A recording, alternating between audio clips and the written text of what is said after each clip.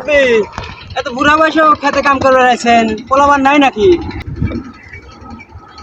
আরে বাবা রে, পোলাপান তো আছেই, দুইটা পোলা রে বাবা।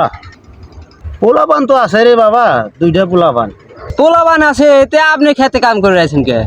আরে বাবা রে, পোলার মতন পোলা যদি হইতো তাহলে কি আর এই বৃদ্ধ বাবা খেতে কাম করা লাগতো? কাম করা লাগতো রে বাবা, কাম করা লাগতো না। কে কি হয়েছে? আরে বাবা রে, তুমি যখন জিগাইলে তখন তো কওয়াই লাগে। আচ্ছা দিদি বলেন শুনি।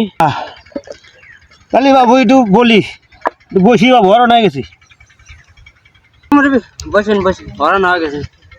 বাবা রে, একটা কথা আছে না, যে যা করে সে তাই পায়। তে আমারও পোলাপান আছে, কিন্তু পোলাপান তো ভাত কাপড় দেয় না রে বাবা। দূরে বলে এটা পোলাও ভাত কাপড় দেয় না? একটা পোলা ভাত কাপড় দেয় না। কারণ আছে। কি কারণ?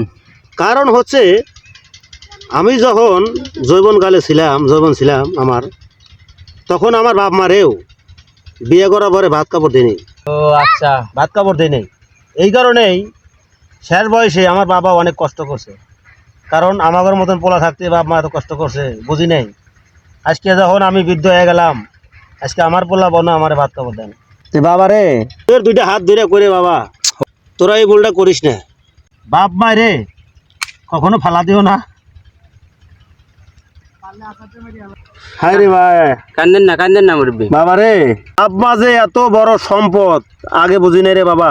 বুঝলে আমার আজকে এই দশাটা হয় না। এই শহরের ভিতরে রোদের ভিতরে আমার আজকে ক্ষেতের ভিতরে আলবান লাগে না, বুঝছো বাবা? তোমরা এই ধরনের ভুল আর করো না। আপনার কথা শুনে বুঝতে পারলাম যে যা করবে তাই তার ফল পাবে।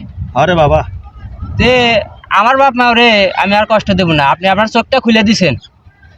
হ্যাঁ বাবা, আমি তোর জন্য দোয়া করি, বাপ মারে নিয়ে থাক। এক মুঠ ভাত খাইলে বাপ মারে নিয়েই খাবি, বাপ মারে কখন ফালা দিবি না। বাপ মারে ফালা দিলে কিছুই পাবি না, জীবনে সুখ শান্তি কিছুই পাবি না। আর বাপ মারে যদি দেয়া খাও, তাহলে আল্লাহ তাআলা তোমার আর রহমত দিব, তোমার বরকত দিব, তোমার সংসার আর উন্নতি হবো। ধন্যবাদ মুরব্বী, মনে কষ্ট নিন না। ঠিক আছে রে বাবা, যাই খেতটা নিলাম নাই করে বাবা।